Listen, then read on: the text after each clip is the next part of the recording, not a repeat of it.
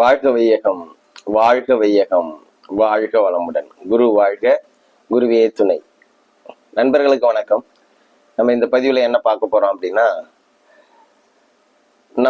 அத ஜாதகத்துப்படி நாம எதை நோக்கி போறோம், இல்ல நம்மள எதை நோக்கி நாம இழுக்கப்படுறோம், இல்ல நம்மளை நோக்கி என்ன வருது, அதாவது நாம எதை தேடி நாம போறோம், நம்மளை தேடி என்ன வருது அப்படின்னு பார்ப்போம். அப்ப அந்த 12 பாவங்களை தான் எடுத்துக்கிறோம் அதுக்கு. அப்ப 12 பாவங்கள்ல இப்ப லக்கணத்துல ஒரு அதிபதி, ஒரு 12 பாவ அதிபதியும் ஒவ்வொரு அதிபதியும் ஒரு ஒரு விஷயத்த சொல்லும். இப்ப 2ஆம் பாவம் பணம் குடும்பத்தை பத்தி சொல்லும், 3ஆம் பாவம் இடமாற்றத்தை பத்தி சொல்லும், 4ஆம் பாவம் சொத்து வீடு வண்டி வாகனம் இதை பத்தி சொல்லும், 6ஆம் பாவம் கடனை சொல்லும். அது போல ஒவ்வொரு பாவமும் ஒரு விஷயத்த சொல்லும். அப்படி நம்ம லக்கணத்துல எந்த கிரகம் இருக்கோ அது நம்மளை தேடி வரும். ஒரு 2ஆம் பாவத்துல 2ஆம் பாவ அதிபதி போய் லக்கணத்துல இருக்கிறாரு அப்படின்னா பணம் நம்மளை தேடி வரும், குடும்பம் நம்மளை தேடி இருக்கும், நம்மளை தேடி நம்மளுடைய ஆதரவோட குடும்பம் இருக்கும் அப்படின்னு சொல்லலாம். ஒரு 6ஆம் அதிபதி லக்கணத்துல இருக்கு அப்படின்னா அது போல நம்மளுக்கு கடனோ நோயோ பிரச்சனையோ இது நாம தேடி போவோம்ல, நம்மளை தேடி தானா வரும். நாம மட்டும் நம்ம வேலையை பார்த்துட்டு இருப்போம்.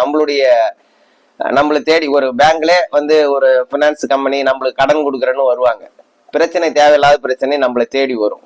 அப்போல நோய், எதிர்பாராமல் நோய் வரும். இந்த 6ஆம் பாவம் பிரச்சனை லக்கணத்துல எந்த பாவ அதிபதி இருக்கோ அந்த பாவ காரக நம்மளை தேடி வரும்னு சொல்றோம். அதே போலதான் ஒரு 12ஆம் பாவம் தான் விரயம் நம்மளை தேடி, வெளிநாடு போற வாய்ப்பு நம்மளை தேடி வரும். அது போல சொல்றோம். ஒரு 8ஆம் அதிபதி இருந்தா வலி, வேதனை, கஷ்டம், அவமானம் இதெல்லாம் நம்மளை தேடி வரும்.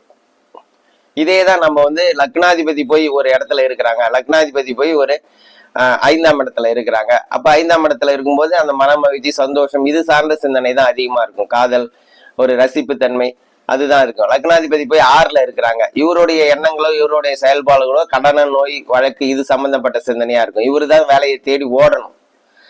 அப்போல லக்னாதிபதி போய் 8ல இருக்கிறாங்க. 8ல இருக்கும்போது இவருக்கு தான் இவருடைய சிந்தனை செயல்களே வலி, வேதனை, கஷ்டம், அவமானத்தை கொடுக்கறதுக்கான வாய்ப்பு அதிகம்.